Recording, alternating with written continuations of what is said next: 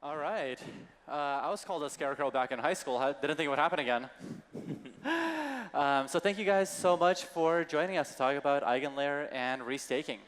I know you just got a light introduction before going on, but I'd love it if we could do one that's a little bit deeper that covers who you are, what you do, and a little bit about your company. I'll start, and then we'll go that way. So my name is Viktor Bunin. I work on protocols at Coinbase. And so I spend a lot of time working on staking. We operate what was previously called Coinbase Cloud, which is the largest staking operator.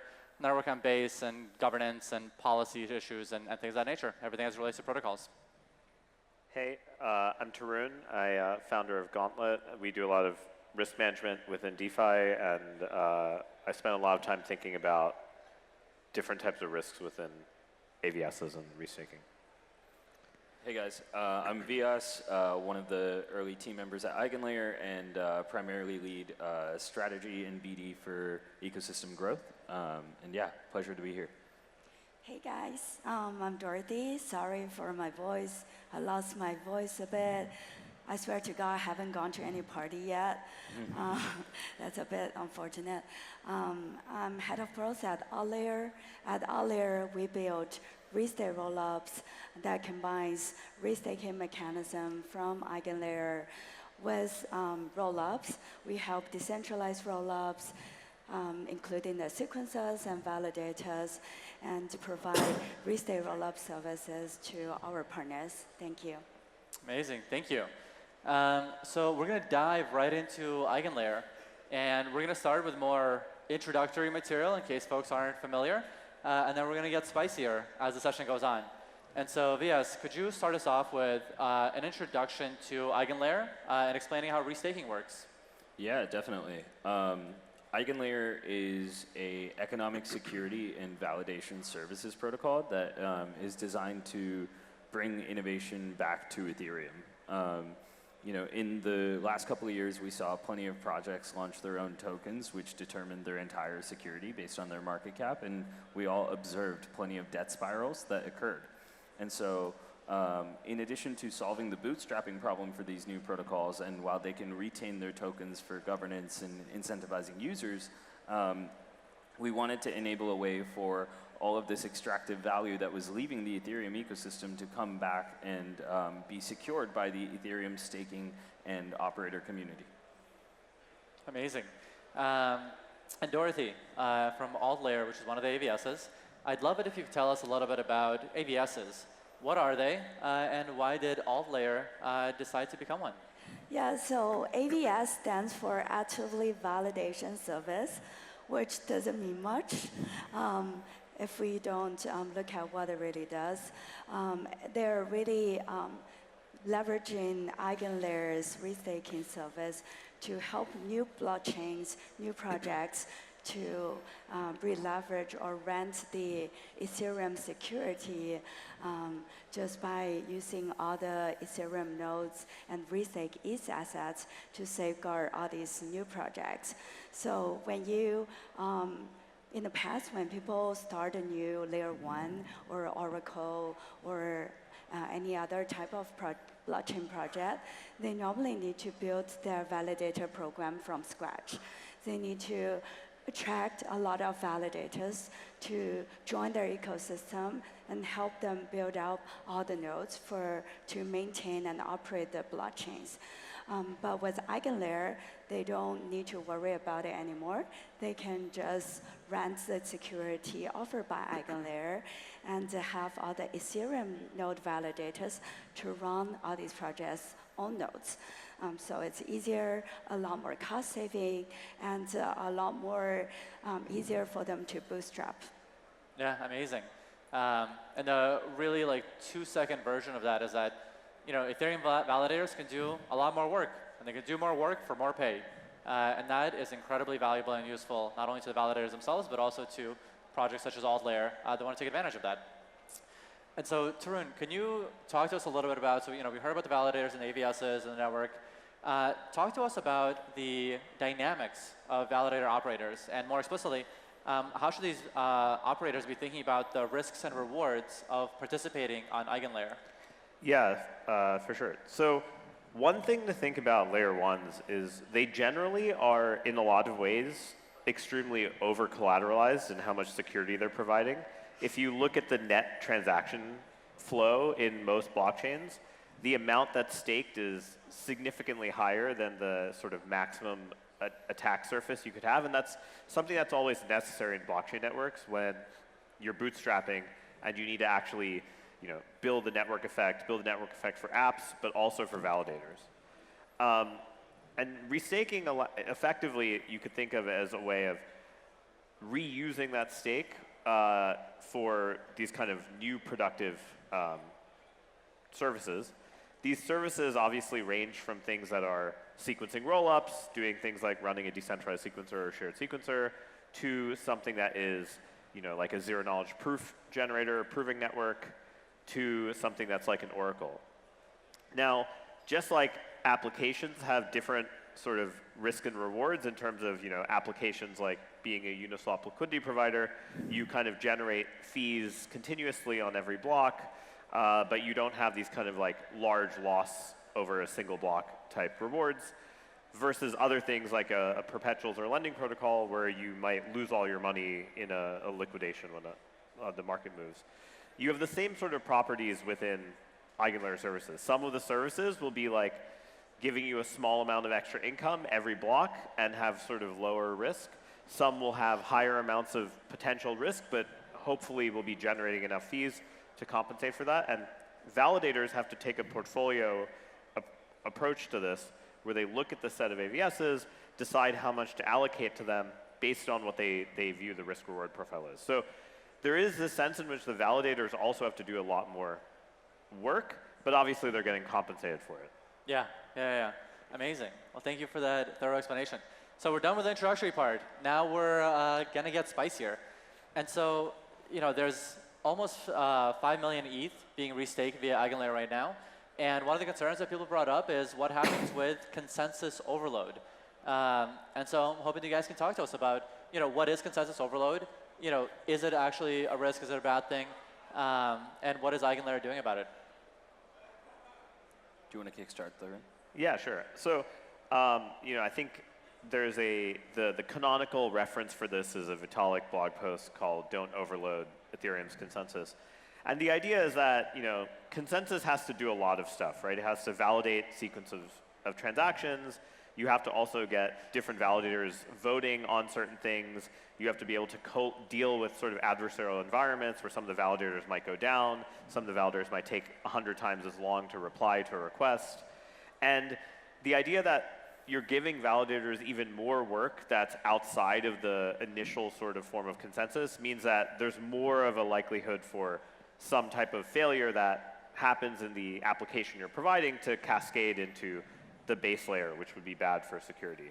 And so the goal of trying to not overload consensus is really about making sure that the types of applications that people are using within restaking don't burden the active consensus. Maybe they happen at a lower frequency. Maybe they can happen sort of in a separate process that doesn't have to interact with the main chain as frequently. But another thing people sort of have to think about is how much restaked does an application really need, right? An application that maybe is only generating thousands of dollars of value in extra yield might only really need $1 million max of security, extra security. And so being diligent about understanding how you're kind of redistributing the security and how you're sharing it across AVSs is actually quite important to making sure that you don't overload this, and such that the validator says distributed over the different AVSs. Yeah.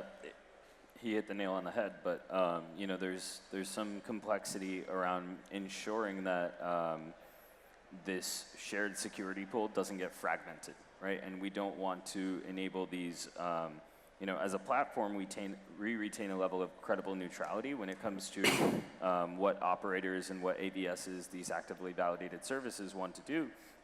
But the reality is, as I mentioned, we want to bring innovation back to Ethereum, and we want to bring on these more complex, more throughput-heavy, more high block space-heavy use cases. And so there's going to be a necessity for a lack of stake centralization across both the operator and AVS network, but also in terms of ensuring that while we bring on these use cases, we're also building the infrastructure required to ensure that as much computational scaling is offloaded and we keep the essential burden on the Ethereum settlement layer fairly minimal. Yeah. And Dorothy, I'm wondering if you could just double click on something that Tarun said from the perspective of, you guys run an AVS, like you have a certain amount of restaked ETH. How do you think about the relationship between the amount of ETH that's restaked to the services that you guys are providing for the rollups that you're helping operate, to the inflation rewards that are potentially being generated, to the transaction fees that are being generated? And like, how do you kind of like square that circle and think about that relationship between economic security and services rendered? Yeah, so right now I think a lot of people are kind of preempting the ecosystem before it like matures out or plays out. So right now the whole EigenLayer ecosystem, I would say, is quite chaotic. It's in its early stage where people are expecting a lot of return, a lot of rewards without understanding what really are these AVSs doing and what all these different projects might be able to provide in return. For instance, we help rollups to decentralize, and we ask all these rollup projects to provide token rewards to the stakers or to the node operators. But in reality, a lot of these projects might not be billion-dollar worth of businesses. There might be only $10 million worth of business in reality. But right now, it's just a lot of front-running and preempt actions going on. So the community and all the node operators are just blindly staking and offering their service to every single AVS they can find, which is not bad for the ecosystem to grow from the beginning. But I think once we have a few months of more AVSs to come in, once we see a lot more various type of businesses to join this staking service marketplace, then we can see who are the real business that can provide real yield, and what kind of operators or LRT projects are really good at identifying the highest risk reward and manage the portfolio properly for their users. So right now it's very tough to tell you what's the expected return because it just varies. Yeah, no, I'm so glad you brought that up. And I think that the point around, a little bit of the chaos in the ecosystem is both a good and a bad thing because it's so good for growth and it's so good for people to be excited. But I think to your point, right now, because people are optimizing, for airdrops and they're optimizing for like being early and they're optimizing for like all kinds of stuff, and at the same time, there's no slashing conditions enabled for most of these services yet. And so you basically have like all reward, very minimal risk, and so everybody's doing everything. And there's not that deep thought necessarily around doing the proper evaluation and being really diligent. And that's something that's, again, great for growth, but at the same time, like, has consequences down the line, when the rubber meets the road, and then, as you mentioned, like, people have to see who's actually generating yield. And really what that means is who is providing a service that end users, whether it's rollups or somebody else, really cares about, like who's contributing value to the world. And I'm super glad. Well, cares and pays for. Cares and pays for, that's right. They show their care via payments. Yeah, I think to expand on that just a little bit, I don't think the market has fully understood or has been informed from our perspective, from our side as well, on how restaking yield separates itself from DeFi yield. And I think the reality is the majority of people that have been for lack of a better word, aping into EigenLayer are assuming that it's just like every other DeFi protocol that they've interacted with in the last few years. And I think a far more robust mental model to understand EigenLayer is we're trying to build the equivalent of like cloud infrastructure for Web 2, but bringing that to Web 3 in a more decentralized manner. And so thinking of us more almost like a decentralized SaaS company where people are paying for the security as a service in like fixed yield in proportion to the usage is more accurate than looking at us like a DeFi protocol. And so there's definitely some complexity around how we communicate that, but also the incubation of this ecosystem has led to rapid growth and rapid speculation. And the reality is, like, we don't have slashing live today. We don't have payments live today. We're actively building both of those things coming this year. And it could be interesting to look at almost like these operator ABS positions, similar to how catastrophe bonds view very local systemized risk. And these liquid restaking tokens that have emerged, which is like this amazing new entrance that we didn't even expect into the market, as almost like catastrophe bond ETFs that aggregate these systemized localized risks of these ABS operator positions. So yeah, there's a lot of complexity and there's a lot of information asymmetry right now, but as we deploy payments, deploy slashing, and we start to see a more robust open marketplace where ABSs have to compete with each other for the yield that they pay out to stakers and operators based on the amount of block space that's required, we're going to start to see far more interesting dynamics. Yeah, I totally agree. And I'm really glad you guys are thinking about it from that way. So another spicy one that I think other people here will really enjoy is, so we were talking about how validators can potentially earn more from participating in EigenLayer in addition to the staking rewards that they earn by participating in Ethereum. And so I'm really keen if you could talk to me about, like, what does this mean for Ethereum? And so specifically, what does it mean for Ethereum staking rate and inflationary schedule? Is it a good thing for Ethereum staking rate to continue rising because of these increased rewards? Should Ethereum considering lowering its issuance rate because validators have access to increased rewards from EigenLayer? Would a lower issuance make ETH a better money? Like, how do you think that all works out? Yeah, so if you look at, and this is just one mental model that's like not fully complete, but if you look at Ethereum almost like an app store, we try to think of ourselves to some extent as also Ethereum's like Xcode playground or like test flight, where the, some of the protocol features that could be inherited into the core protocol could be first beta tested on this subset of stake within EigenLayer. And so the question becomes, as you inherit more features into the protocol, why wouldn't you necessarily pay out a higher staking yield, right? And it really depends on the ecosystem and the demand for those features and things like that. But it's going to be interesting to see how the market reacts to the stabilization to some extent of all this like speculative yield becoming more specific yield that we will be able to see paid out. And from there, we can make a more accurate assessment on whether we need to adjust the staking rate of return. Yeah. Tarun, do you want to comment? Yeah, so I think adjusting the inflation curve for Ethereum is a topic du jour nowadays.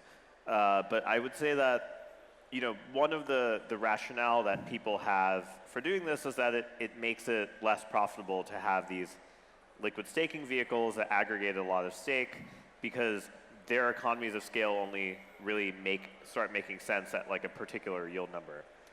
I think the problem with that for something, if you want to lower the inflation curve because of something like EigenLayer, is that the actual yield per AVS is going to vary wildly, right? Like I said, so there might be some AVSs where, say you're sequencing a rollup, you're getting a small amount of fees on every block, but you're not getting like a huge jump. It's very consistent, kind of low variance, almost like a bond. And you might have other AVSs that maybe it's like a ZK proving network, and like, hey, you don't have to generate proofs every block, but once a week, you have to generate a ton of proofs in response to some type of event. In that type of thing, you have a payoff that's very infrequent. And so I think if you think about inflation curves in blockchains, there are a continuous process, right? Every block has some amount of inflation, and some of it is deflation in the case of when you have a burning mechanism like Ethereum does. And doing this matching between the kind of durations of yield you get, where you have this continuous yield coming from the base protocol versus the variable yield coming from things like MEV, things like EigenLayer, it's actually quite a delicate balance to strike, and I don't think that you're going to just be able to kind of come up with an answer a priori for how it should look. It's definitely a type of thing where you need to really see how you could homogenize those two before you kind of justify a larger decrease. Yeah, I think it's a really great point, especially on the lumpiness, because one of the things that we think about is predictability of cash flows. And so to the extent that validator operations continue to get professionalized, institutionalized, there's going to be more and more of a focus on really understanding what does security budget look like over time. So another topic du jour, as you mentioned, but also a spicy one, is there's been a slew of restaking protocols that have launched or been launched or in the process of launching that are in some ways, but not others, necessarily competing with EigenLayer. And so one question is, do these make sense, right? Like, is there a need for multiple restaking protocols? Is restaking particularly optimized for Ethereum, based on the way that the Ethereum validator set is? I'd love for you all to chat about that. Yeah, I think there's a few different points here, right? I think one, we at EigenLayer, one of our dominant narrative right now is, and you'll see this all over our Twitter, is like infinite sum games. But the reality is, like, we don't believe in zero sum games. There can be multiple players in this market that will be able to drive value. It might be a long head, short tail. We don't know what that dynamic is going to look like.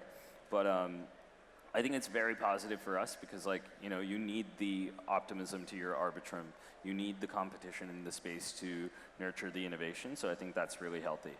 So again, super excited for the protocols that are building restaking, whether it's on Ethereum or in other ecosystems. But I think there's a very high bar for diligence and security and risk management that's required to execute this effectively. So, because people's assets are locked up, right? People are restaking their assets, and calamitous slashing events could have really negative circumstances. The second part of the question, which is in other ecosystems and whether Ethereum is like specially designed for this, is a conversation that we were having earlier, which is in Solana you have the majority of this like initial half of this bull run is happening on Solana because one, traders love the ability to execute transactions quickly. There's a lot of liquidity to enter and exit positions, but the reality is Solana's market cap to stake ratio looks much different than the Ethereum stake to market cap ratio. We're dealing with nearly $70 billion, and my stats might be outdated, but nearly $70 billion of Ethereum staked, when it comes to somewhere around like $2 to $4 billion of Solana staked. Whereas, the market caps are completely different. And so I think these ecosystems value different things, whether it comes to stability versus agility. And so Ethereum as a community has valued stability in terms of their decision making and protocol upgrades and things like that, where you can see and also has a far more like varied, diverse, very minimal footprint operator set. So you can really enable people to participate in this ecosystem and like bring in more innovation back. But on Solana, you're starting to see some new designs that like share similar mental models, but it's going to be very interesting to see how they execute considering a leverage ratio of stake to market cap. So I'll take the other side of that. I actually think there's a lot of things that people are doing on Solana that are opt-in extra slashing rules. So for instance, in Jito, there are, for MEV payments, there's sort of a slashing mechanism that's used. You only get your MEV payment provided that you don't miss a certain number of slots within the epoch, and you get slashed otherwise. And it's an extra opt-in slashing rule that you immediately subscribe to by running the Jito Sol validator. A second thing, which is the SWQOS upgrade in Solana, which is basically you have to stake in order to have a certain number of channels in an RPC node, and a lot of the apps, say like Drift, are running their own validators, and they are actually putting up stake to get a higher quality of service. those types of things are extra slashing rules, effectively. And I think what ends up happening is that in these markets, you may find that people have opt-in extra slashing rules, but in different places because of the architectural changes and also differences in the economics that are being talked about. So in Solana, the MEV revenue as a function of the stake is actually much higher than Ethereum nowadays. And because of that, you actually have to have a very high amount of security on people kind of missing slots but taking MEV payments and griefing people. And so the place to look is actually at where you're seeing fee accrual in different parts of the system and where you actually need to have penalties for people for sort of missing some of their tasks. With regards to the first question about the sort of how the market will shape out market share-wise, I think in a lot of ways, restaking kind of is in some ways harder than both LSTs and DeFi. In DeFi, you can have a lot more sort of like multi-competitive markets that might be oligopolistic, but generally there tends to be market share distributions of sort of like 60%, 30%, and then everyone else. In LSTs, you have something that's a little more competitive, but oftentimes the competitive advantage for LSTs is A, how much more yield can they provide due to MEV? So that's a variable yield component that can be used to differentiate them. And also how much better of a liquidity advantage does an LST have? Liquidity advantages come in two forms. One is in terms of DEX liquidity for trading the staking derivative for the underlying, so that you have this sort of synchronization of what the true premium of holding the derivative is. The second is withdrawal liquidity. And so this is important to node operators like Coinbase, which is what's their opportunity cost of capital for being in the withdrawal queue? How hard is it to get my money out of the withdrawal queue? In restaking, you have both of these problems combined. And in a lot of ways, this plus the security features make me, at least personally, think it's a much more concentrated market than either DeFi or liquid staking. Yeah, I think that's a great point, and something you kind of touched on is that not only are these pieces getting more complex, but like staking in general is becoming more complex. If you think about previously, it was just individuals or enthusiasts running individual validators, and then Lido came along and started offering this like node operator set to which you can stake, and it just automatically delegated and got your rewards and all that stuff.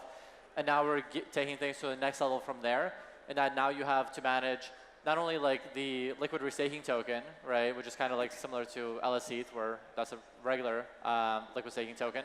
So you have that, you have the AVS selection, right, you have the node operator selection, and all of these things are fundamentally, they have a tension there that you have to manage like really, really actively. That adds complexity.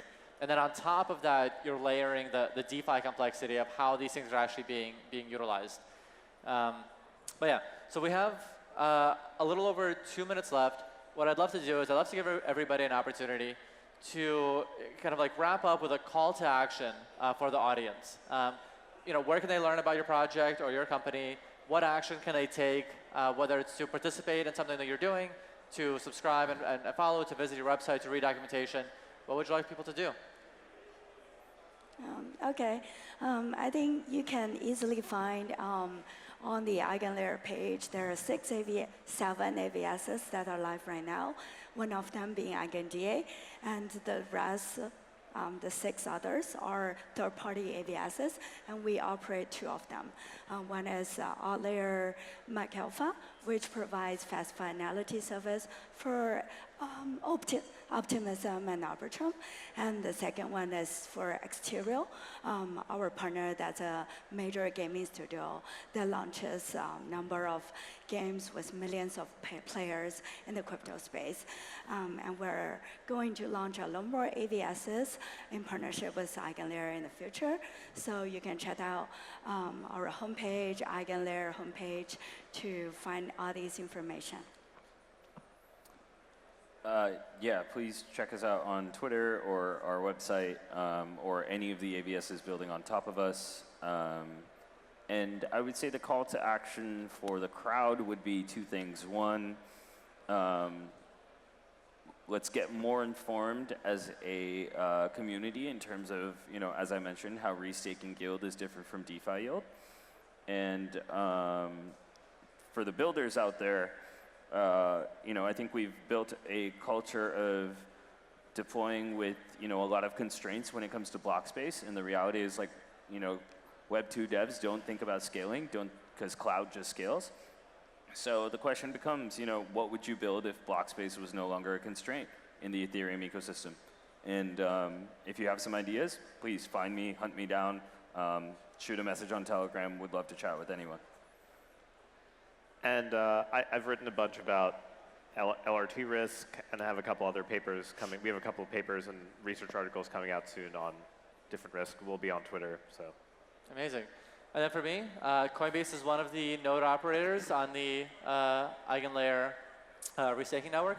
And so please come and stake with us. So thank you, panelists, so very much. That was lovely. I really appreciate it. And thank you to the audience.